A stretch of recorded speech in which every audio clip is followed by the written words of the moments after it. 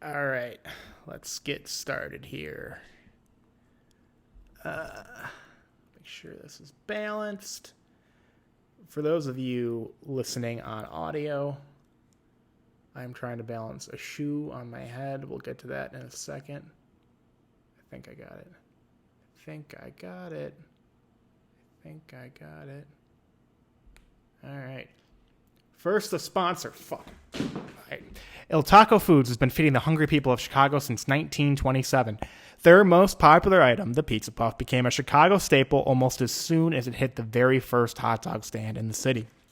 For those that don't know, a Pizza Puff is premium mozzarella, crumbled Italian sausage, and a signature home-style sauce wrapped in a pillowy yet crispy crust. I had one yesterday. It was delicious. And that is just the original, which is one of the best flavors. But they have 14 different flavors. 14 different flavors. Original, taco, gyro, buffalo chicken, Italian beef. There's so many flavors, 14 of them. You can learn about the flavors and where to buy them from their website, www.iltaco.com. Through 4 generations of hard work and a passion for good food, their family-run business now distributes Chicago's Pizza Puff in 38 states across the U.S. Check out the website to find out where you can get the good stuff. Again, that's iltaco.com. Now back to the shoe and today's episode. The flip-flop might work better. The flip-flop is balancing on my head. Okay.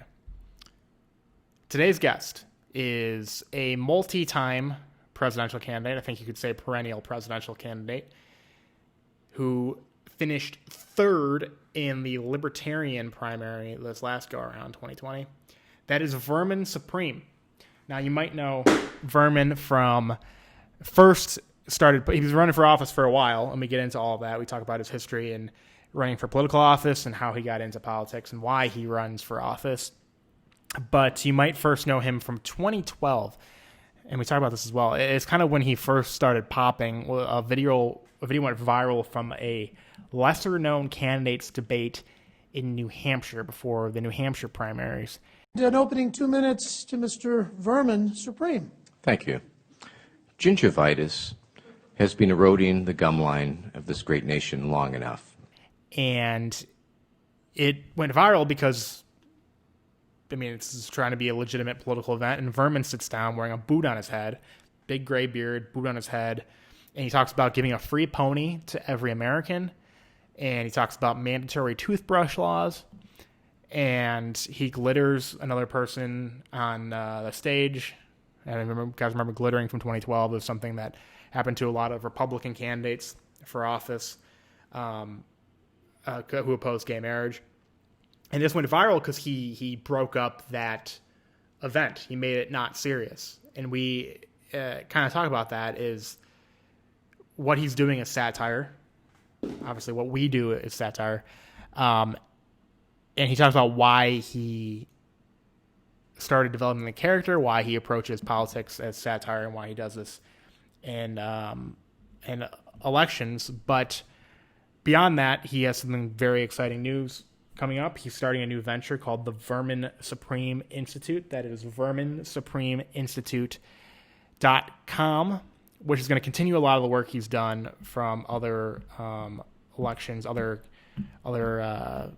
campaigns that he's run, and promote a lot of the ideas that he's tried to promote, whether indirectly through satire or more legitimately this last time around the Libertarian primary, to carry that stuff on through a different avenue, through a think tank avenue. It's really exciting stuff. We start off the interview talking about him, bear with us here, him traveling through time. He's had this campaign going on, a media blackout that starts with hashtag where in the world is Vermin Supreme. It's been going on for a couple weeks. And he's been traveling through time to kill baby Hitler. All right? Traveled through time to kill baby Hitler. That's where he was. And it's, let you in on a secret, it's a bit of a gag. It's a bit of a ruse. But bear with us after that. After the time travel, bear with us. We'll talk about why he jumped into that, started that whole riff, and who is Vermin Supreme really? Not just where has he been, but who is he, What is he working toward? It's a very fascinating interview. He's a very fascinating guy, and I really hope you enjoy it. Here is our interview with Mr. Vermin.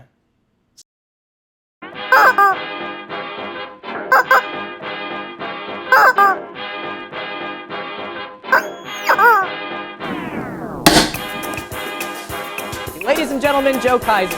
No! God, please, no! No! No! No! I went out to eat for the sake of this next joke. Joke. For the deviled cheese and sausage. Joe Kaiser, ladies and gentlemen.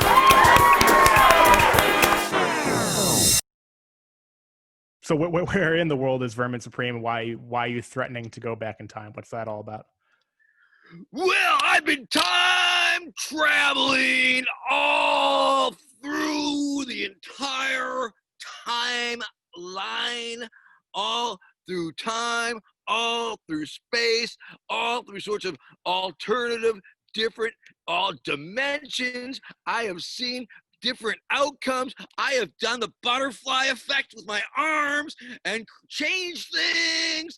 I have killed so many baby dictators that I can't even begin to tell you. Oh my goodness. I can only tell you how amazing it really is to be back. I was quite frightened there. I wasn't sure if I'd really be able to make it back to this particular time stream. I mean, I have seen things that you people wouldn't believe. Dental attack ships on fire off the shoulder of Orion. I watched pony beams glitter bombed in the dark near the Plaza Gate. All these moments will be lost in time, like pony pee in the rain, toothpaste down the drain, time for pie. Thank you, Blade Runner. So I've been doing, as you very well know, there has been a tear in the time-space continuum. Government scientists have been playing hanky-panky, fast and loose with reality as we know it. And I had no choice but to take my chances. The time machine, I knew it wasn't safe. I knew it wasn't ready for use, but gosh darn it, I had to take that chance that I could turn things around and prevent Donald Trump's third term. And it looks like I was successful. It looks like it. Yeah. As you know, I guess the time travel riff is ultimately based upon my promise on my campaign platform plank to go back in time and kill baby Hitler, of course, which ultimately is just a question that I cribbed off of some ethics exam. Oh, yeah, sure. But I made it part of my platform. I say, why the heck not? And, like so many of these things do, they percolate around a little bit, and then they pop up in the pop culture. And, in the last election cycle, somebody actually asked Jeb Bush if he would go back in time and kill baby Hitler. I remember that, yeah. And then somebody riffed on that and asked Ben Carson if he would go back in time and abort baby Hitler. It was a lesser known clip, but it was funny nonetheless. And I think it just speaks to the fact that I have been very lucky and able to find these cultural tidbits that have such resonance that they do come around like that. The Free Ponies for All Americans platform, for example. I've been flogging that dead horse, if you will, for quite some time. And it wasn't that long ago that the term free ponies, which ultimately in politics was fleetingly as close as it ever came, was Ronald Reagan used to tell this joke about some kid who was so happy shoveling this barn full of shit. And the guy asked him, why are you so happy shoveling all that shit? And the kid's like, well, there's so much shit. There's got to be a pony around here somewhere. And but I morphed that into Free Ponies. And yes, sure enough, Free Ponies has become a part of the political vernacular to describe that which is promised as a giveaway by politicians. So yes, it was successful in that front. And of course, the time travel helped. Right. Of course. So So where did the time travel come from? Where did this idea of wanting to go through time and space come from? Well, once again, the kernel of it was that platform plank, going back in time, killing baby Hitler. Yeah. And once again, it's just this cultural thing. I mean, time travel it's part of the time fabric. It's part of the fantasy that many people enjoy. It's a great science fiction device, and because so many of my fans are in that nerd geekscape continuum, that yes, it was very. It just worked. I mean, if we could go back in time and change it all, would we not? And I think people like to do that. And I think offering people the opportunity for these flights of fancy is an important aspect of my campaign. Thank you. Yeah, that's where. So that is a popular. You mentioned it being asked to Jeb Bush and Ben Carson. It's a popular hypothetical question. And then the free pony thing, I think gets people's attention too. But where did you start to think about developing those things and you got mandatory toothbrushing, all these things, and your whole persona, and morphing that into something that would be running for office and would be campaigning and would be on the trail? It's a skill set that sort of built off one thing on top of the other. And the way that it developed wasn't necessarily totally linear, but it seemed to be going in one direction. I can tell you this, Vermin Supreme, I took the name on in the late 80s in Baltimore, Maryland. At the time, I was doing bookings and promotions for a couple nightclubs down there.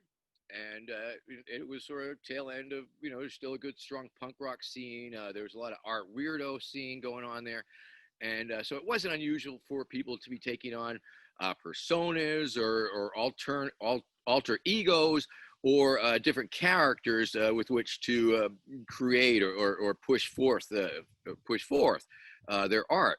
And so I became this character, Vermin Supreme, and it wasn't political at all. The original character, if you will, or the reason for the character was sort of this stage persona. I was, doing the door, so I'd be shaking hands, and I was doing the master of ceremonies work. So I was introducing all the bands and checking in with the crowd, and so I was sort of this sleazy promoter character, and that's where I even came up with the tagline.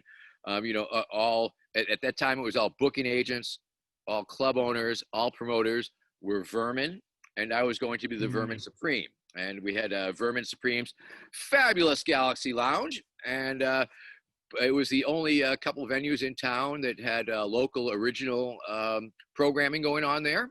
And it was a very exciting time, and there was a lot of creativity going through there. We had poetry nights and performance art nights and Grateful Dead nights and punk rock nights, and just just the gamut. We had I would double bill things, sort of like a trained dog act with a hardcore band, and just really mixing it up. And so as a result of that, I stopped doing the bookings and promotions, burnt out on that a little bit. I was sort of burnt out on Baltimore. I was sort of done there, but yet I was still looking for a reason to be there, or if not a reason, at least an excuse. And the excuse that I came up with this one night was I was drinking beer at a bar called the Two Crazy Greeks, and just out of the blue, I said, "Oh, I know what I'll do. I'll run for mayor. I'll run for mayor of Baltimore." And why is that? Why did that running for mayor pop up as the next thing for you? I don't know. It just popped in my head, like many of these things do. They just sort of pop into my head, and then I sort of work backwards from there or forwards from there. And in this instance, it wasn't a political statement at all. It was just more of a social thing to do, just sort of a project that would interact with people and allow me to further push myself out as the medium, as a politician. Shortly after announcing, I completely fried on Baltimore. Realized I really didn't have any reason to be there anymore. Things were going bad. I don't want to go into the details, but it was just sort of a super drag. Things were not going well for me there. And right about that time, it was 1986, there was this large protest march across America. It was called the Grace Peace March for Global Nuclear Disarmament, and it went from Los Angeles to DC. And I had read about it in a Mother Jones article a short while before, and the article sadly made it sounded as though it had collapsed under its own weight in the Barstow Desert. And I said, wow, it captured my imagination, number one, because I thought it was a really neat idea, getting a whole large number of people to make this mobile protest community. And I was sad that it didn't happen. But then a week or two later, one of my roommates came home and said, hey, Vermin, check this guy out. He's from the Great Peace March. And I said, really? And I walked down to Memorial Stadium, which was the football stadium at the time, and saw this amazing setup of all the infrastructure that it would take to move 5,000 people down the road, because they'd picked up that much steam from New York City. So it had like porta potty trucks, it had porta potty pumper trucks, it had semi trailer trucks, which hauled like everybody's 2 milk crates of belongings they were allowed. It had several kitchen trailers, it had kitchen prep trailers. It had school buses that functioned as classrooms because there were so many kids involved that they had like a K through 6 and a middle through high school bus, and they had giant tents, and they had all these town hall meetings, and they ran the whole operation through consensus. And when I saw this, I was super excited, realized that I was going to jump on board that thing. That was my ticket out. I went to a thrift store. I picked up a crappy sleeping bag, a couple pairs of clean clothing, and joined that walk to DC. And in those several days, I met some amazing people, a bunch of anarchists, some of the anarchists who were in charge of the infrastructure, who actually made the march go forward from Barstow when the repo men were coming to take away the equipment because it collapsed financially, but they were preventing it from happening by stealing parts of the thing and lying down in front of it and doing civil disobedience. And so walked to DC, and there was like a whole weekend of civil disobedience. Marchers were throwing their sninkers that they had walked across the country over the White House fence. People were getting arrested. There were concerts. And I met this core group of people who intended to continue that particular form of protest. And they spun off and became a collective called the Seeds of Peace. They had one kitchen trailer, something to tow it with, a water truck, some porta potties, and I joined this collective, and I started traveling with them and started doing these peace marches from Kings Bay, Georgia, where the nuclear subs were deployed, down to Cape Canaveral, where they were testing the Trident D5 first strike multi-warhead missiles. And people were going back country at Cape Canaveral to interfere with the testing. And then I was at a peace march in Michigan, and where I met the woman who became my wife. Then in New England. Then we started traveling the country and going to different demonstrations, notably the Nevada nuclear test site outside of Las Vegas. And a lot of massive civil disobedience, a lot of massive arrests were going on there. And it was just an amazing time. Also, at that time, simultaneously, I started attending the Rainbow Gatherings. Are you familiar with the National Rainbow Gatherings? Somewhat, not intimately, obviously. Yeah. Okay, well, for your viewers, essentially, they are a yearly event. The Nationals or the annuals are every year, first week in July. There's smaller ones, regionals, all over the place, all over the world at any time. And picture in your mind, if you will, 3,000-4,000 or more people sitting in concentric circles in a giant meadow in a national forest out in the middle of nowhere, sitting, chatting, waiting. They all have cups, they all have bowls, and then out of the tree line come all these people carrying 5-gallon buckets of food from up to 100 different kitchens in the woods producing food. And so everybody gets some food. It goes around the circle. Also around the circle goes town criers giving information, health and safety information, parking information, where people are telling you where the good drum jams are that night, where the talent shows are, and also the magic hat. The magic hat, it goes around, and because it is a non-commercial event, because you can't spend money, there's nothing to buy or sell, that ultimately you can throw your money into the magic hat. It's a spiritual money laundering, if you will. And then the hat goes around, the money goes to the center of the circle where the banking council, and once again, total transparency, anybody can be on any of these councils, counts the money, announces the take. The next morning, the kitchen council, representatives from all the kitchen form a spokes council. They send representatives, talk about the issues of the day, things they might need to keep going, put in their shopping list. The shopping list, people interface with the supply council who gets the money from banking council, goes to town, comes back with all the supplies. Kitchens come down, they get the food, they bring it out to the kitchens, into the woods, which are like a sort of a cross between the Flintstones and Gilligan's Island style, very rustic. And then they make more food, and then they bring it down the next night, and it goes over and over again. Also, there's miles of water pipeline that springs are tapped, shitters are dug, and there's like a million different things that must occur to make this event happen. There's like up to 10,000 people out in the woods. There are latrines to be dug, there are vegetables to be carried, vegetables to be chopped, wood to be collected, fires to be made, stoves to be built, camps to be made, trails to be made. And the only reason that anything happens at all is because people realize that there is a need for this to happen.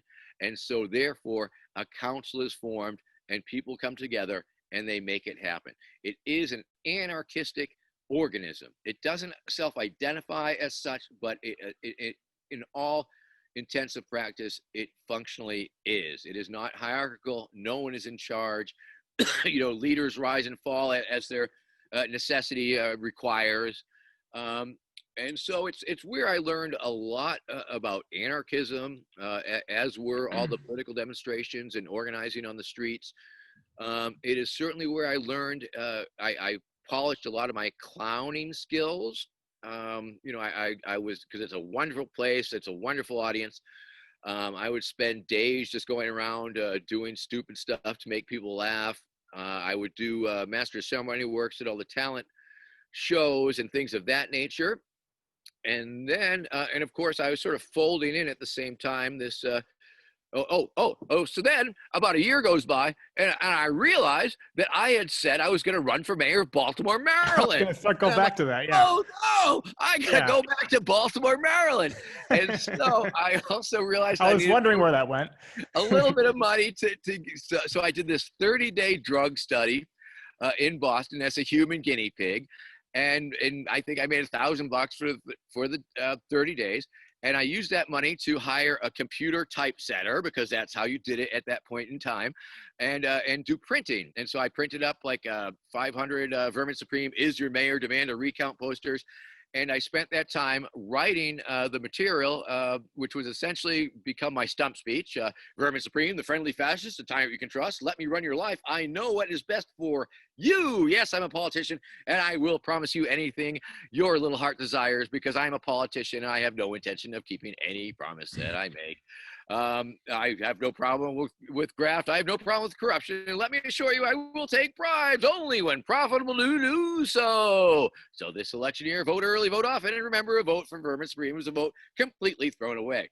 And in that time period, so we went to Baltimore, and I felt I fulfilled my commitment by pretending to run for mayor of Baltimore, Maryland. And established this character, if you will, or persona, or just a function, if you will, and folded that into it. So I would go to these demonstrations and also, be presenting myself as someone who is running for office.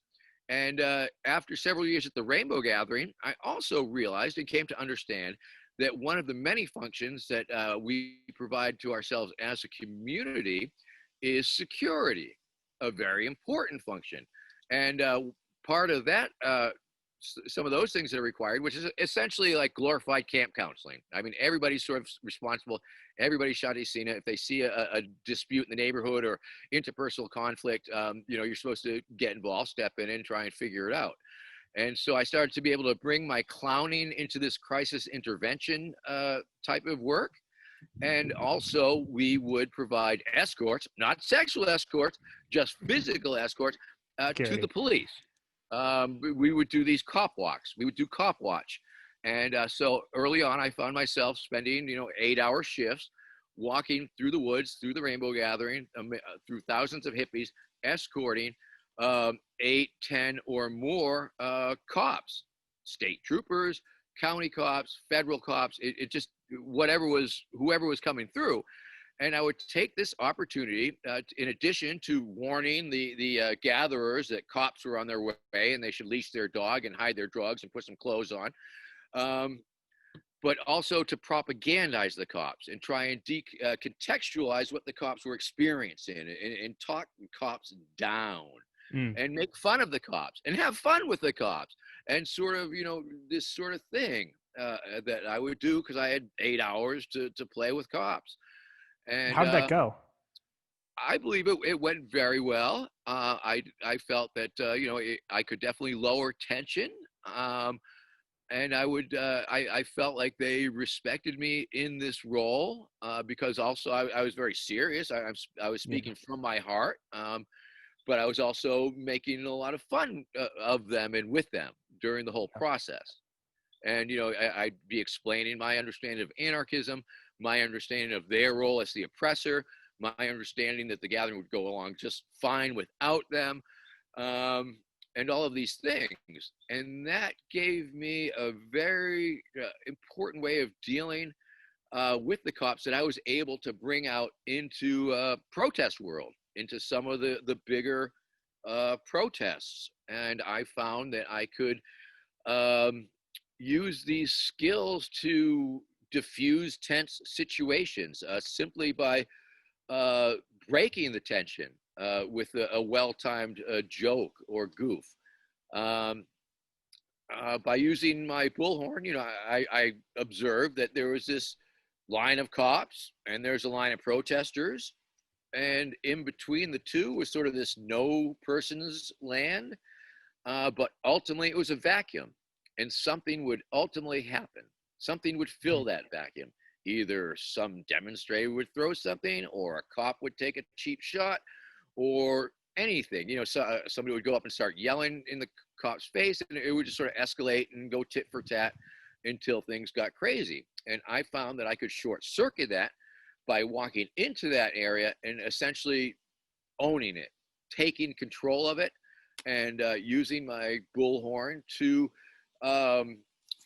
number one, offer safety advice and situational awareness to the demonstrators, letting them know the effects of various crowd control agents that might be used against them, how they might be able to, avoid them. If you have asthma, I mean, please boogie, get upwind because you don't want to be anywhere near that stuff. If you have contacts on, please remove them because that shit will melt to your eyes with the pepper spray.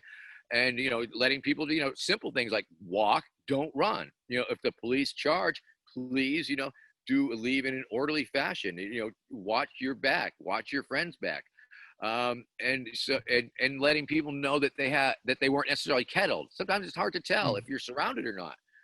But if you say, oh no, you can, if you need to leave, we got that street there. And so by avoiding crowd panic, I mean, you've done a great job right there, just avoiding that potential terrible thing where people can get trampled and what have you. And of course, dispelling fear by using the humor and the jokes and the reality deconstruction of the situation in real time. You're taking away that weapon that the cops have, that weapon of fear where people are flat out afraid. Yeah. And also I take that time to propagandize the cops again. I like to read from crowd control manuals. I like to, let them know what I expect of them, a professional behavior. And I try and instigate a little mutiny in their minds and have them question their commanding officers and things of that nature. And sort of reaffirming our First Amendment right to assemble and offering the police an understanding. Yeah, we're rowdy as hell and we're loud and we're screaming, but that is completely nonviolent and completely peaceable. Right. And, the cops are usually told the worst. They're usually, trained up to expect the worst and are lied to about what to expect. They are out there for hours. They are wearing, black in the hot sun. They're chafing. They can't piss without their superior, relieving them to relieve themselves. And so I take advantage of this to try and find empathy with them during this and rehumanize them for the demonstrators and the demonstrators for them. And it's just a thing that I have done that anecdotally I have had great success with over the years. So is this experience of learning how to use humor in a situation like that's kind of tense, kind of serious, and like you said, you learn how to diffuse the situation, combined with your introduction to anarchism right before then, are these things kind of blended together to then mold your political future, if I'm following correctly? I think so. I think it was just, this direction of the skill set that sort of built up, but it was definitely my understanding of anarchism and sort of, I cut my teeth on Kropotkin. So I'm a left, come from the left tradition, I suppose. I mean, ultimately, yes, I ran for the Libertarian Party nomination, and politically, I needed to tack to the right a little bit. But Sure. that's politics. Ain't no shame in that. But I believe that even that has been sort of a proselytizing message, if you will. Bringing the good word of mutual aid to a political party that is not known for mutual aid, Right. trying to hammer the message of empathy and compassion and love to a party that is not necessarily known for those things. Right. My evolution towards being in clear conscience, to be able to self-identify as a libertarian took years. It took many years because, of course, as a young left anarchist, it's like libertarians, sure. And because there are all those negative tropes and stereotypes of the greed and the lack of compassion and empathy and all those things. And so also, my journey, if you will, okay, so there I am, rainbow gatherings, political demonstrations, and pretending to run for office. And all that sort of kicked into a little higher level up in the New Hampshire primary.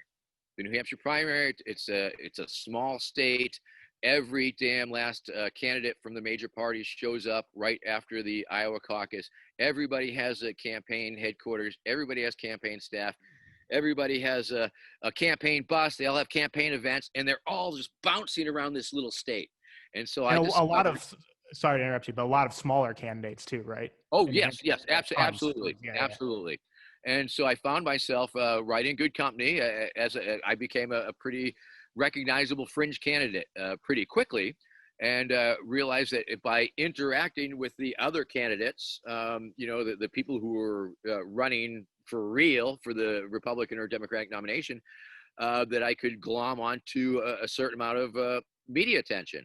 And so that was sort of a building block that I used to promote my own candidacy.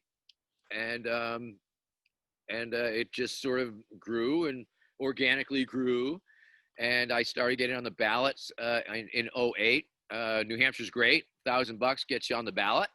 And so in 08, that was my first time on that. I think actually 2004, I was on the DC primary ballot. And that was an amazing primary because it was originally created as a political protest against the lack of DC statehood.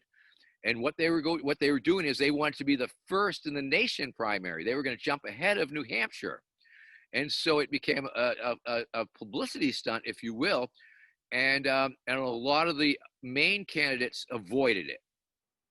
And weirdly, they had no requirements to get on that ballot other than asking. There No was signatures?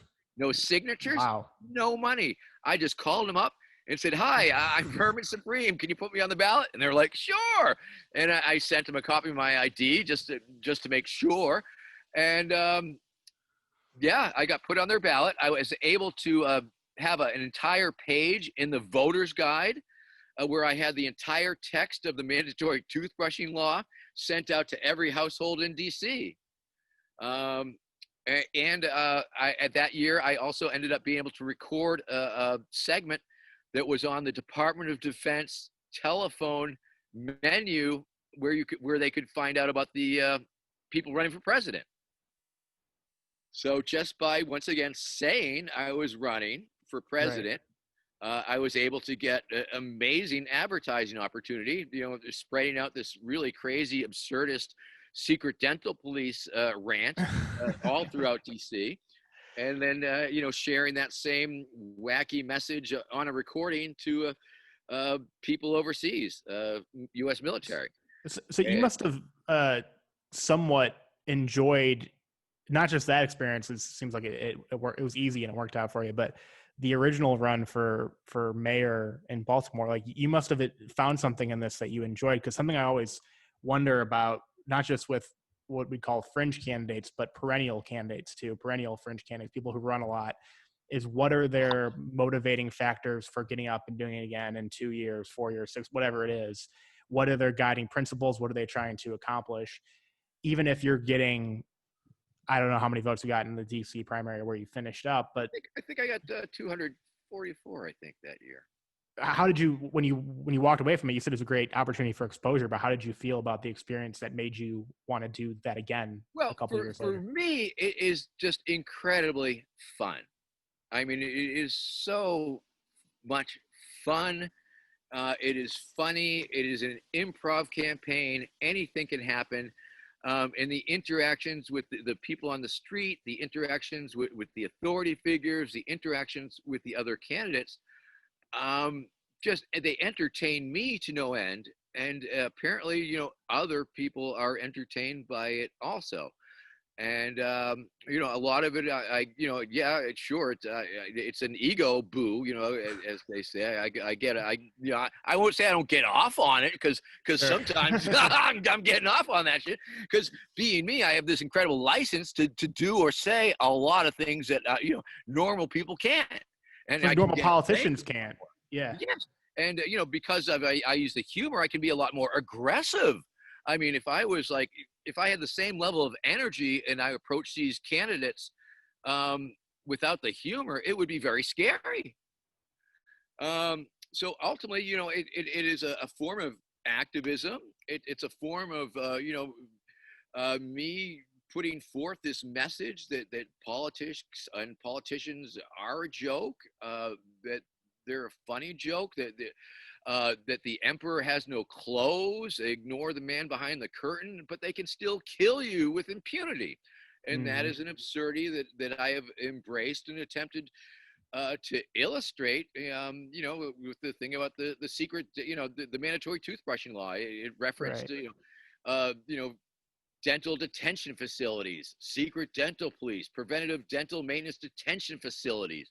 I felt like I was putting out this warning of this, creeping fascism, which sort of became full-fledged. And it was essentially a communication strategy that I stumbled into, wearing a rubber boot on my head. It's simple, it's elegant, but crazily effective. And it has allowed me to communicate with millions of people and interact with media around the flat earth. And so it's been very successful, just finding this simple, universal, hey, it's a toothbrush. Why, I know what that is. I brush my teeth every day. I traveled Euroland in '98. We went to 22 different countries, and I had the giant toothbrushes with me, and I had these phrases translated into all the different languages. I am with the secret dental police. Brush your teeth, or I will arrest you. And everybody got it. the dental toothbrushing law was inspired by the Massachusetts seatbelt law.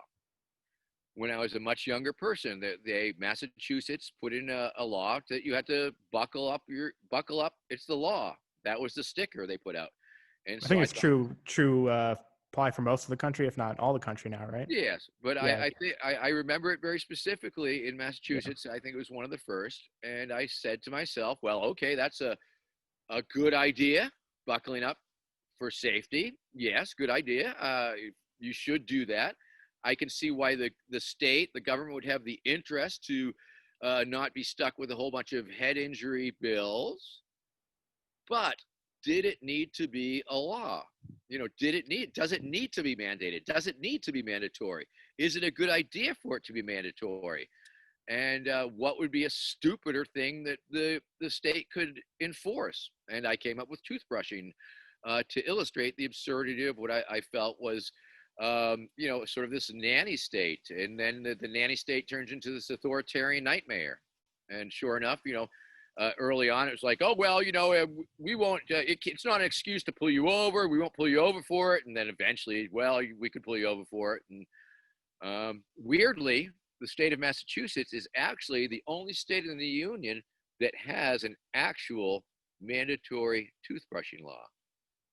That's Wait, it's really? a true story. The legislator put it forward, and it applies to preschools. And so if you run a preschool, you are mandated to make sure that the children brush their teeth after their meal. So brush their teeth in school, not at home, right? In school. So Oh my God, I had no idea. It's state enforced toothbrushing, which is, of course, I think that's a good thing. Of course, it should be everywhere, right? Right. You should be brushing your teeth, but holy crap, I did not know. I mean, I've always loved your bit on it, but I didn't realize that was based off anything in reality. Yeah, That's well, incredible. it started with the seatbelt law, and then Seatbelt, right, yeah. years later, it'd be my prophecy came true. Yeah. Yeah, they got the idea from you, right? I think so.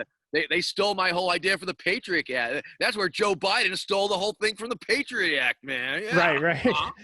I think this is, I was saying, I think this is probably resonating more and more with people, and you're able to connect with millions of people because what you said about politics being a joke, politicians being a joke a lot of the time and can still murder you, unless you're a crazy partisan hack. Most people generally believe some of that politicians are untrustworthy, kind of a joke, that politics are out of control, that they get tired of it. They just don't trust a lot of politicians. And I think that's probably, if I had to guess, why you've seemingly gotten more attention, at least from afar. It seems like you've gotten more attention every election cycle since 2012. 2012 is when I first, just as an observer, really started to notice you. And I think you really started to pop because I remember, I think it was 2012 that was the viral moment. Yes. Yeah. At the lesser known candidate debate in New Hampshire. Yeah. And I think that probably started to go viral because people liked the idea of somebody breaking the mood of a political event. That's the way, at least that's what I liked about it, is the idea of somebody being there in this environment with a lot of people. I don't know the lesser known candidates, maybe some of them were good guys, but if it was a real political debate of Republican, Democrat, the people who I don't want to take seriously, I don't necessarily trust, and then somebody coming there and breaking the mood of it, breaking the changing the environment a little bit is funny. It's great. Yeah. No, I felt it was an amazing moment in time. It was the dental hygiene announcement heard around the world. Right. I felt very, very lucky because in 2008, I was actually, that, like I had mentioned, I was on the ballot. So I was technically invited to that event. And I was actually on my way to that event in 2008, but we got stuck in a blizzard. Ooh. But it totally worked out to my advantage because in 2008, my beard was much shorter because I was coming off this film that we were making called Vote Jesus, where I went undercover as a right-wing fundamentalist, anti-sodomite presidential candidate. And so that 4 years, it gave me a chance to grow my beard out. In that intervening 4 years, the Lord of the Rings and the Harry Potter movies came out. So all of a sudden, there was this wizard meme in the popular culture. Again, so the beard had this resonance in the wizard-like hat. In '08, I wasn't really prepared to go in other and talk about my campaign a little bit. But by the time it rolled around in 2012, when all the digital media had gravitated, I mean, really the internet matured in those 4 years between '08 and 12. I mean, Yes. meme culture became a very strong presence, and and all the media moved over, and so it was really ripe. It was an incredible moment, and the fact that I was next to Randall Terry, I mean, notorious homophobic anti-abortion activist, and he was running as a Democrat. Okay, because he wanted to embarrass Obama and run his graphic mangled fetus commercials during the Super Bowl. Great idea, guy. And and alphabetically we were right next to one another. So and it was right a few weeks after the glitter bombing became a thing as the political protest. The night before, I'm like, well, what am I going to do to Randall Terry? I'm not even sure. Wait a minute, didn't somebody glitter bomb Newt Gingrich the other day? Yeah. They're like, oh yeah, and I went out to my wife's craft shack and filled my pockets full of glitter, and I knew what was going to go down, and I memorized the whole mandatory toothbrushing speech, and I had my stump speech ready to go, and it was pretty amazing for a thing, yeah. So What was your reaction when that video started? I checked today because I wanted to see just how big it got. It has, I think, 7 million views on YouTube. it had about 3 or 4 million before it got taken down on the original site. Okay. There was a lot more than that. And then of course, the Gregory brothers did their spin on it. Did you see that one? The first auto-tune the news? Oh, I did. Yes, I did. Make money, turn gay, which was pretty hilarious. Yeah, that was good. Unfortunately, it crushed my own video, I Am a Meme, which I released like about a few days before they released theirs. I don't know if you've seen that one, but you should check that one out. Sure. I Am a Meme. And my only thing, my one takeaway was that I should have seen it coming. I should have been a little better prepared, and should have foreseen the merchandising opportunities. That was That's definitely true. That was my only regret. It's like, oh, okay, and but it was pretty funny, because I was viral, and then I morphed into a meme hood or whatever it is, and then I started getting, artists and creative types were using my likeness and image and words and recycling them into songs and artworks and all sorts of weird stuff. And hell, here I am. Was it weird for you knowing you've been at this character, even though it's evolved for, at that point, 20 some years, and your first run for mayor was about 20 years prior, to then all of a sudden get all this attention after being on the grind for it for so long? No? Nah. I mean, it's always been going somewhere. It's in who know, with no real clear end game, but it just sort of it seemed to make sense. That it would do that. I mean, it was on C-SPAN after all, and how could it not? So right. That was good. And of course, in 2012, also in real world, because once again, it's not only on the internet. It operates in the real world. I got 833 votes, which put me in 4th place on the Democratic primary ticket, which was not too shabby. Oh no, I got that. No, 3rd place. I was in 3rd place on the Democratic primary ballot, and then in 2016, I was 4th place, I think. So yeah, it's had some real world success, and of course, this I came so very close to obtaining the Libertarian Party nomination. Right. Which I mean, that's insane. I mean, I was going to say, that's fast insane. forward. It's crazy. It is.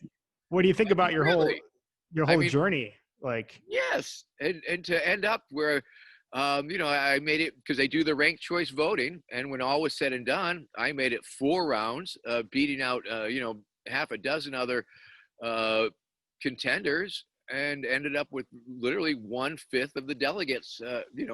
200 plus out of 1,000 delegates decided and understood that a Vermin Supreme nomination was a viable and apparently desirable way to push the party forward.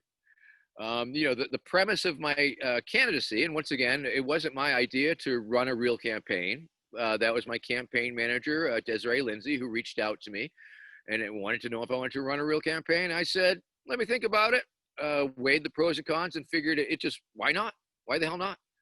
And it was a very, yes?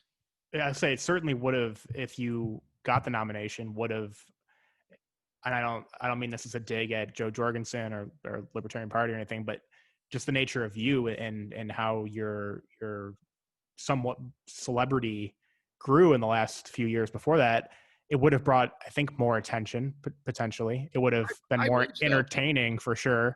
I believe so. I think, the people, and we developed a real campaign team, a real campaign staff. I mean, we had like 100 people volunteering at various points. And I raised more money that year, that election year, than all the other years combined. I mean, we raised like tens of thousands of dollars. It's like, okay. And I went to all these state conventions and took part in all these debates. And it was a whole different way of communicating because it was a different goal. It was a different target. Right. We were seeking that nomination. So it required a whole lot of different considerations politically. I wasn't on the New Hampshire primary ballot that year because I didn't want to risk to run afoul of any sore loser laws that might keep me off the ballot. Some states will say if you ran in a primary under one party, they'll not put you on the general for the other. So the New Hampshire Libertarian Party didn't want a fusion candidate. So I was like, okay, I could do that. And, and then dig this, man. At one point during the debate season, they decided that they were going to have novelty headwear restrictions. Okay. Some of the state parties. And I don't think the irony was lost on them. We're the party of self-expression, but you can't wear that. And it was targeted against me and obviously, yeah. and one other candidate, Dan Taxationist Theft Berman, who his big yellow Taxationist Theft Mad Hatter hat.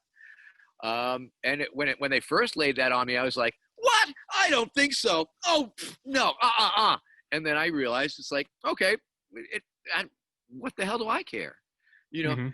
Because I was trying to make a sale and I was making an offer. I was offering my services as a candidate under the belief by many of the people on my staff. And we attracted people from both the left and the right side of the party. Once again, another misconception about the Libertarian Party. It is not a right-leaning monolith. It is a spectrum of libertarian thought. There is a Libertarian Socialist Caucus on board. Okay. I mean, it's not necessarily what you think it is. And so it was these things, and it just took us a lot further than I could have ever imagined. And, granted, I had to tack a little right. And but ultimately, once you look at the Libertarian Party platform, lp.org/platform. Yes, there are things you'll agree with. Yes, there are things you'll disagree with. I mean, it's definitely against the war. It's definitely against foreign intervention. It's definitely against the police state. It's definitely against the surveillance state. It's definitely supportive of sex worker rights. It's, there are things there, but also there are things that people have problems with. But ultimately, as an anarchist, and the Libertarian Party is a party of anarchists and minarchists united, working to dismantle the state. Ultimately, everything in the party, although the platform itself, there's a little oxymoronic, it's like, it's a party against the government, but it's a slightly statist party because it's a political party and they're running candidates and all that. But if you look at their platform, there's nothing inconsistent ultimately with wanting to do away with the government. Now, you go to some of these debates and you would hear candidates say such things as, on day number 1, we're going to abolish Medicare. Day number 2, abolish Social Security. No, we're going to dismantle the FDA. CDA gone! And things of that nature. And once again, and they don't seem to understand that to normal people, if you are not offering concrete alternatives or a transition pathway to lead people along so that they can understand how we can achieve at such a point, which of course is a point we want to get to, where we don't need these things, where we're able to, provide each other with them. But ultimately, that sounds like crazy talk. And Crazy. scary to people too. It's frightening. And so I felt that my campaign was, a counter to that, Yeah. to that shrillness. And, Sorry, I was gonna say, did you want to finish your point there? no, I was just going to give the caveat that, granted these candidates were, throwing red meat to their primary audience, which was the conventioneers and the people attending the event and people who might vote for them for that. But for normal people, I don't know. It sounds a little crazy. And that's what happens in the bigger primaries too. Republican primary, like more conservative candidates will throw red meat to their audience. People think I talk crazy, but let's say you did get the Libertarian nomination this past year. Have you thought about especially now that we've seen the campaign season, the election has played out, have you thought about what that would have looked like, you versus Joe Biden versus Donald Trump, how you would have communicated with voters, what you would have done online, what the message you would have tried to put out there in this particular campaign season? Well, the whole election year was a very interesting for me to try and find a balance between the funny and the serious. And during the debates, I would lead with a quip and then sort of pivot back towards the more serious premise that they wanted to hear, that libertarians would expect to hear. Now, if I received the nomination, I believe it would have been a viral moment. And I believe it would have been very similar to the virality of 2012, in that every last media outlet in the world would have been saying, what the fuck? Mm-hmm. What was that? What happened? And it would have drawn a lot of eyeballs. Our campaign strategy involved, we were attempting to engage all the multitude of subcultures in America. And there are so many subcultures, from cosplayers to Comic-Con geeks to, game Magic the Game Player to kinky sex nerds, to cam girls, to roller derby girls, and to juggalos, to just like this vast, and you add those people up, and they all ultimately fall under this sort of geek nerd umbrella.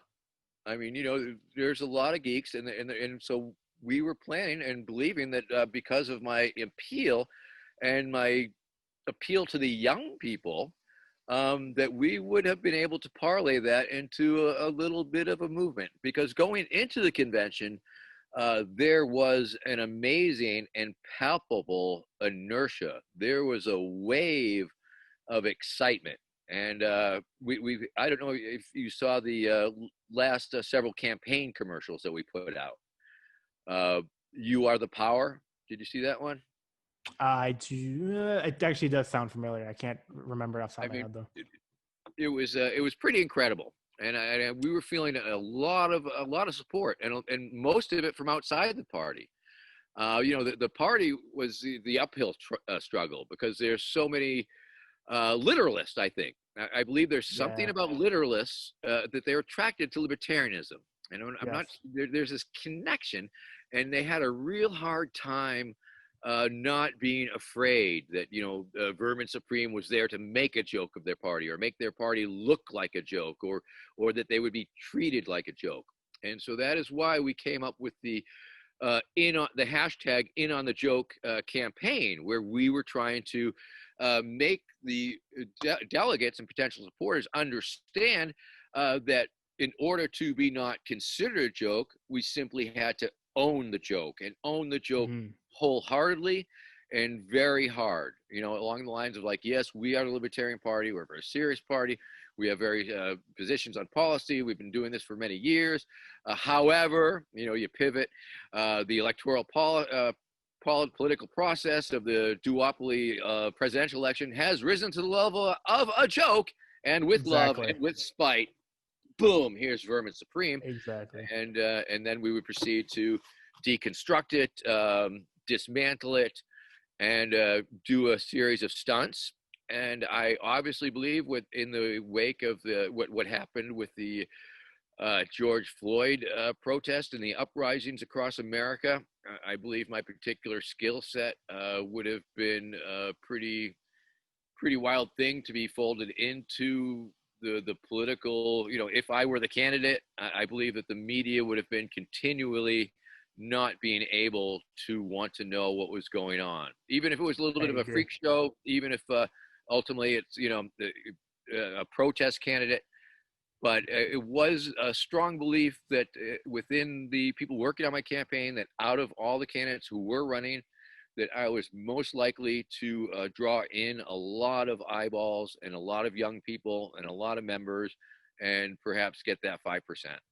Which, it's important. I totally agree with everything. That's exactly why I'm glad to hear you say that, because it's exactly why I had, at the time, was hoping that you would be the candidate, because like in 2016, I think there are people that thought a pragmatic third-party campaign, Gary Johnson, Bill Weld, like maybe you can win a state or two, because a lot of people were disappointed with their chances. But this time around, it didn't seem like any third party had a viable way to actually win the White House. And what you're really doing during the campaign is competing for eyeballs, competing for attention. And what better way to do that than pointing out that our politics are a joke, and you've been the perfect messenger. Yeah, I mean, it seemed a lot of people who resisted were, in this literal state of mind that we were running for president, and we were going to try to get elected for president, and we were running for president as if though we had a chance to be elected president. And I understood it to exist in this other framework of being, educational, outreach, membership, and spreading the good word of liberty, as the libertarians like to call freedom and stuff. So yeah, I fully, I think we can all agree that it would have been a pretty amazing thing. And of course, but instead I'll just go sour grapes and I'll say, I didn't want that anyway. It would have been a lot of work. It would have been work. It would have sucked. I probably would have. Yeah, it would have been bad. But of course, and once again, because me being who I am, I have this flexibility where I could have done a lot of things where Jo Jorgensen caught a lot of flack for, even dipping her toe in, or and of course, ultimately, maybe it was her media team or something that said this or that. But it certainly would have been a tricky balance because ultimately a lot of my left base would have realized that I was shilling and pimping for the Libertarian Party, and they'd take a close look at that platform, and some things would not just jive, but ultimately, and how do you scale up mutual aid, and how do you scale up helping each other and strengthening our communities and our families, and looking out for each other and our neighbors and all that, to the point where we can disengage from the government. Right. That's always been my understanding. And I think my understanding is further that, maybe we can't scale that up, but maybe we can scale the other shit down. Sure. Or meet somewhere in the middle. And having that conversation is moving the ball forward more so than going into the election year as a third party thinking we can win this thing. We got to run a candidate that can win this thing. I think that's kind of silly. I think you would have brought attention, and kind of, like you said, the media wouldn't have been able to resist, where you can then have a conversation like you just said and kind of move the ball forward on some issues. Yeah, I think that's just a better way to move forward on it. Yeah, that was definitely the vision.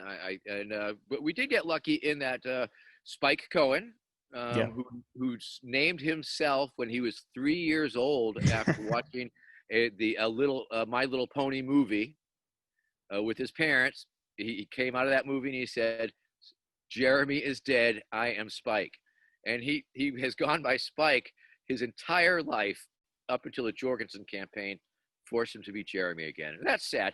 But the great part is that Spike Cohen was my vice presidential choice. He was the candidate that was chosen by myself and my team because we believed that he was such a great communicator, and he had such a wide appeal that he was a great nominee to be able to a great balance. And of course, you got a great sense of humor, and he was promising free cheesy bread with every ATF demolition permit and fun stuff like that. So he wasn't afraid to get ridiculous, and he was.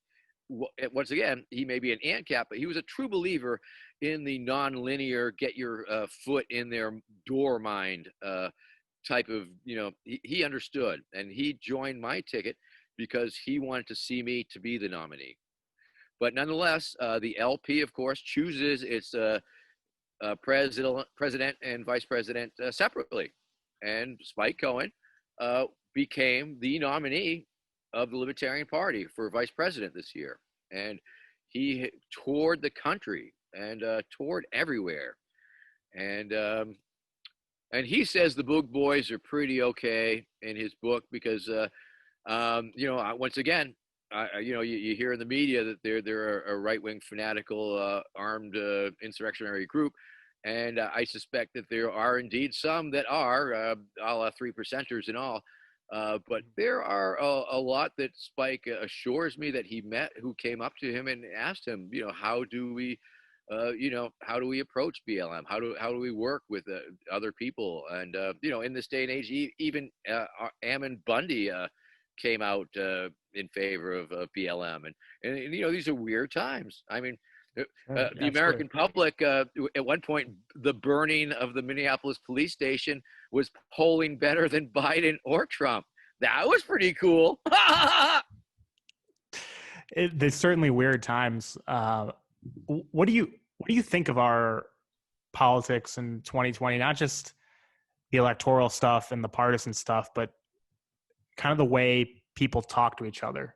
You hear about just friendships being ruined or family tension, people who don't want to talk to anyone of opposing political views. What do you, based on your experiences actually campaigning for office? It's very unfortunate. It's very unfortunate that things have gotten to that point. I mean, I think I've sort of always come at it as, we all have these relatives, we all get together for Thanksgiving dinner, and we have that uncle who we know has a horrible, horrible take, and please God, don't let him start talking and don't get him good.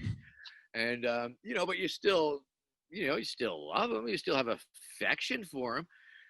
But you can thoroughly despise his worldview and how he thinks and realize that it's not going to change.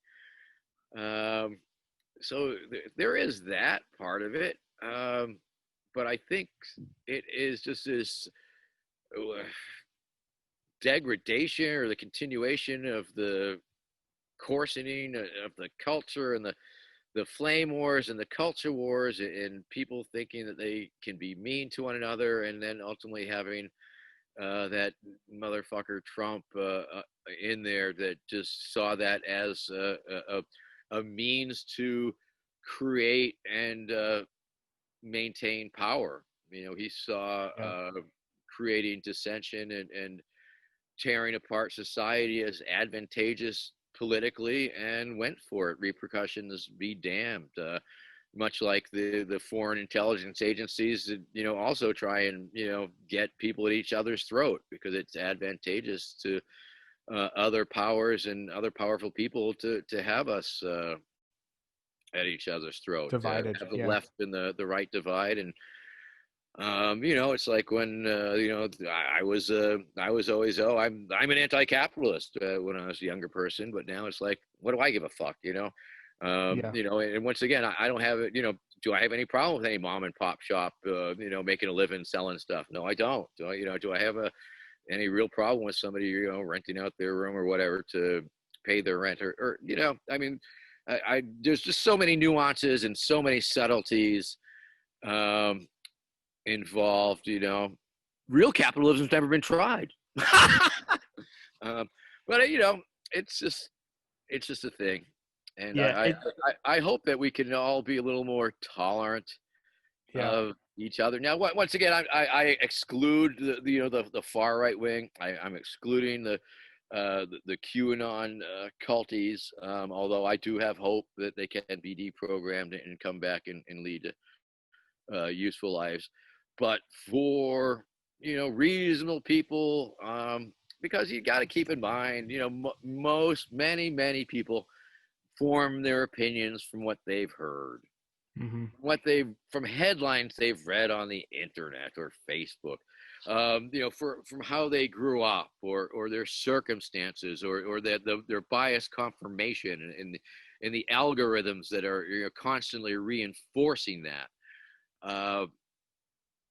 But I like to think that, most people are sort of open to possibilities. And I've always liked to think that utilizing absurdist messaging and imagery is one way to potentially break through. Much like, sometimes the Zen masters would, physically slap you upside your head to try and wake you up. And, kind of to bring it all full circle, it diffuses a lot of the tension that is out there. And like, things are too nuanced to boil down to, like you said, when you were growing up, an anti-capitalist, or even now just saying like, now, I mean, are we against free markets, or are we just against people making money off certain things? And when people just build their identity off, like, I'm a Republican, I'm a Democrat. And the right thinking that socialism is, the government doing stuff. Right. I mean, there's silly. The terminology where people are talking past each other, and it's definitely problematic. That's why I'm a uniter. I'm not a divider. That's why I like to point out the myriad of possibilities that are open to us. And I think that was like a blessing about that thing that I did, that I went viral for, because it wasn't partisan. Nobody understood it to be an attack against any politician or party, for that matter. It was just an attack, a critique of the system, and therefore, right and left, they all dug it. Yeah, it connected with people. Humor connects with people, regardless of your left, right, whatever. Everyone laughs, and everyone, I think, saw the humor in it. And especially reasonable people that aren't partisan were attracted to that, and it makes sense. I think satire cuts through a lot of the noise out there. And that's probably why it was effective. Indeed. I mean, some of the sharpest, quickest things. I mean, the LaRouches are amazing at that shit. Do you remember when Hillary was on the campaign trail was it 2012 or 2016? It was early on. I think it was her first run. And up in the New Hampshire primary, I think it was a LaRouche devotee. I'm not sure. But they went up to her and they started shouting at this rally, "Iron my shirt." That was it. Iron my shirt! Iron my shirt! And it was like, once again, so simple, but it was incredibly effective. I mean, it was offensive, yes, but it was effective. The LaRouche kid who was at the AOC event and asked the question, "We have to eat the babies. The Green Deal is not enough. Eat the babies. Eat the babies." Which ultimately was, it's full on Jonathan Swift, which was the amazing satirist who suggested that the Irish famine could be solved by them eating their babies. And so but once again, these simple things that you can really strike a chord with. I mean, for years, I was always, proselytizing, telling people, come to the New Hampshire primary. Once again, every candidate is there. Every campaign headquarters is there. And all the media is there, and if you got something clever, if you got a hook, you can glom it. You can. And I think that's what a lot of traditional politicians don't understand about connecting with people. They're all fake, robotic, have to do their hair a certain way, have to dress a certain way, have to talk a certain way. And I think people just I'm not saying everyone running for office should put a boot on their head and do the same kind of thing that you're doing. Everyone should be unique, but I think a lot of people get turned off by the same kind of politician popping up all the time because they associate that with dishonesty. They associate that with corruption, whatever they want to associate with a negative view of politics. I think politicians almost are doing themselves a disservice by all being this fake caricature and being told they have to be this way to run for office. You're not connecting with anybody. No. And, that actually brings me, maybe that could bring me somewhere. I'm not sure. May I plug a thing or two? Yes, please do. I was going to ask you to, yeah. Oh, okay. Hey kids, it's me, it's Vermin Supreme, and I'm on Cameo. That's right. For the low, low price of $25, I will sing you happy birthday. I will say what you want me to do. I will give shout outs to the people you want me to shout out.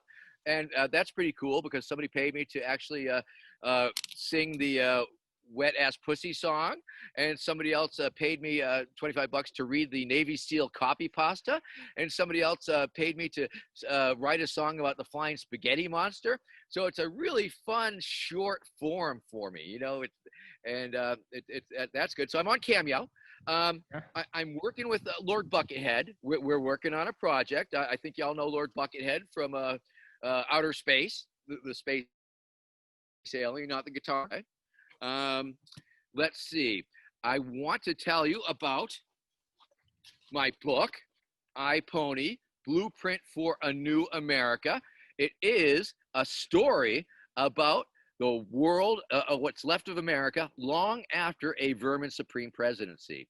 After everybody has their ponies, after zombie power fuels the nation, and after secret dental police have set up checkpoints every couple hundred yards. It is a warning from the people of the future to you, the people of their past, your present, that Vermin Supreme is a madman and must be stopped. That's available at iPonythebook.com. Thank you. That was a short commercial break. Let's see. Now, I did want to talk about what I'm doing these days, what I'm doing now, what I've been doing since the elections and all that stuff. And once again, of course, once I did not receive the nomination of the Libertarian Party, losers, I realized that I had a campaign team that was committed to me and the messaging that I have developed, and the idea that we can spread love and compassion and mutual aid and good things and maybe even change the world. And they wanted to continue doing something. And so what we did is, after much brainstorming and discussion, we added the word institute to the end of my name. And so the Vermin Supreme Institute. The is actually implied. It's really just verminsupremeinstitute.com. So if you go to verminsupremeinstitute.com, you can read all about it. And I will, if I may, I'd like to read the statement of purpose, if that's okay. Go for it. Absolutely. Yeah. And our purpose is to inspire social evolution through the disruption of authoritarianism, to promote compassionate activism, and to spread knowledge of redacted history. Through the use of humor, direct action, and mutual aid, we uplift the disaffected, disenfranchised, and disempowered. And that is our two-sentence statement of purpose, and that is certainly what we have been attempting to do. You know, we're a pretty low-budget operation. I will say that I am indeed helping finance it with my Cameo proceeds, so that's exciting. But we've got a couple different things going on there. We have like a public works project, or ultimately we are trying to find initiatives.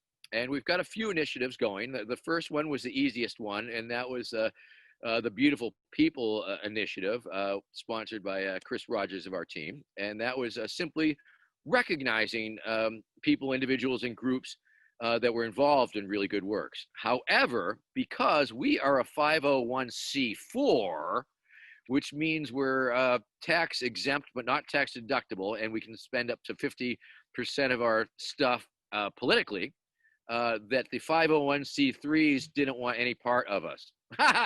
So we sort of, we're not doing that one so much because they're not cooperating. But we also have partnered with our friend and compatriot, Risa Willis, out of the Dallas, Texas area. And she has a big lizard named Dewlap. And they are working on a project that involves backpacks, little day packs for the homeless that she is producing. And we've been helping to do fundraising and spreading the good word of that. And she puts all sorts of essentials, socks and snacks and all of these things in these packs. And distributes them to the homeless folks, and we're trying to replicate that here and there. So if you have interest in that, please reach out to us. So we're doing that. Also, of course, we're an educational organization, and so we're trying to do educational things, and we have an entire wing of volunteers doing various things. We have one crew that is writing historical fiction as a means to revisit such events, of historical events. I believe they're working on the Haymarket riots right now from the perspective of a police officer and an anarchist and a little girl who got caught up in it somehow or something. So there's that, and we have people who are producing a project on women in politics, and that is a series of different topics that they are covering, and they are sort of covering the history, the relevant history of women in politics, current women in history and politics, and they're doing a bunch of interviews and things like that with current women who are doing political things, and then speculation about how we can perhaps bring it forward into the future. And so that's sort of a model of one of the educational things that we're trying to do.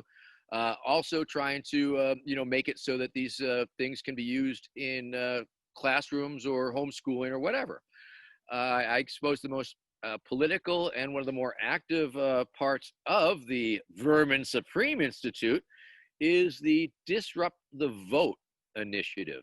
And that is a project where we have partnered with a number of various local politicians running for various local offices, where we give people access to the press network that we've developed. We have regular meetings with Team Supreme members to help people innovate and brand and advertise and give them social media boosts and help candidates file reports.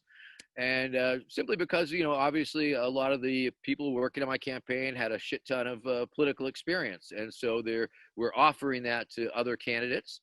And we had Sasha Cohen, who ran for the DeKalb County Board. He got 24% as a Libertarian. Ian Peake, who ran for state rep in the 115th District of Illinois, took 8%, one of our firebrands. Richard Manzo, who ran for treasurer of Hillsborough County, New Hampshire, took in 5%. Mercedes Damratowski ran for state rep in Nebraska, 37th District, as a Libertarian. She received, Nebraska rather, 25% of the vote. Freya Odin's daughter, of course, it's phonetic, ran for Denton County Sheriff of Texas as a Green and received 16,000 write-in votes. Wow. And several of those are actual records for people who ran in those offices. We also did some work with Adam Carbone, who ran for mayor of Cranston, Rhode Island. And and of course, I don't want to say he's my favorite, but he definitely was one of the more willing to take on a more entertaining run. And he qualified for the debate, a Democratic debate, and he dressed as a hot dog. I love that. And he sang the spelling of Cranston, Rhode Island, to the Oscar Mayer Wiener theme song. My city has a first name. It's Cranston. My city has a second name. It's Rhodesiland. And so it was very funny. It had a bunch of mustard, and he had puns. He had a lot of puns, and he didn't do very well, surprisingly. But he dressed like a hot dog. Oh, that's great. So, so we're an institute. We're trying to do things. We're sort of new, and but we're doing things, and so that's all pretty exciting. That's awesome, and it's a lot of stuff you could probably have a better shot of accomplishing than, like we were talking before about the Libertarian Party trying to win the presidential election. Like this is stuff that actually helps people with some of the initiatives you said, and then the Disrupt the Vote thing. You're starting in smaller races. You mentioned some records being broken. Yes. It's actually moving the ball forward. It's actually has a chance of changing something. So I think that's fantastic. Yeah. I mean, my feeling, just my whole trajectory, I believe that, I sort of took it as far as I possibly could, just through sheer force of will and stupidity. But really having a team of collaborators and people with a real vision and people who are really doing a lot of work is just becoming a very amazing thing. I've never really been a figurehead puppet before, but now I am. It's the next thing for you. So the website again is verminsupremeinstitute.com or .org? VerminSupremeInstitute.com. .com. Should be Awesome. .org, of course, and I don't know why we don't have that. Hopefully we will soon. And of course, don't go to VerminSupreme2020.com anymore because that's gone. I think that's gone now. Look for that in the Smithsonian Institute. But because I'm back from time travel and all that stuff, which was quite an elaborate ruse, a promotional thing, if you will. Now that I have a social media director and team, they come up with crazy ideas, and I'm like, all right, let's go for it, people. I'll be traveling through time. Whoa! And stuff like that. So yeah, totally back from time. And so that was this, I guess it was a big promotion for the relaunch or the new launch of VerminSupreme.com. VerminSupreme.com. VerminSupreme.com. And I guess it's more like, because, traditionally, after the election season, traditionally, I mean, there'd be a lot of interest. You see the Google interest and all that. It would drop down right after Election Day. Boom, It would disappear. But now that I have a team, they're trying to keep me, make it a thing. Gotcha. Trying to make me a little thing. VerminSupreme.com and VerminSupremeInstitute.com. Vermin, it's been a pleasure talking to you. Giddy up. Giddy up. Free ponies. Giddy up. Whoa. I love it. Now kiss.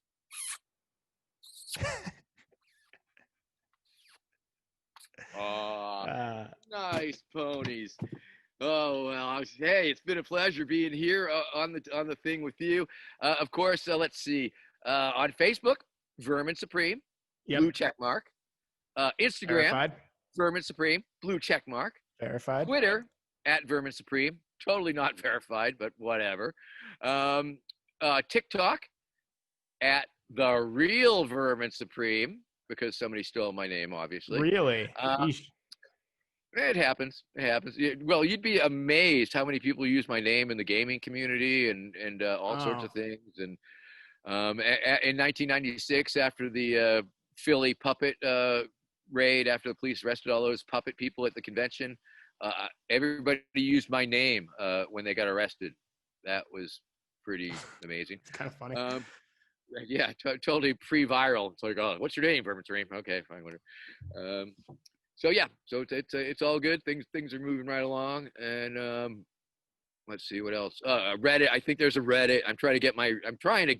The mods took over my name. There's r/Vermin Supreme or whatever. Yeah. And moderator, if you're out there, I want my privileges. You can't use. I mean, how can you use my name? I mean, whatever. I mean, I got a lawyer, but still. Anyway, but that's besides the point. Digressing, degenerating, Diogenes, all of those things. Yes. Awesome. Thank you, Vermin.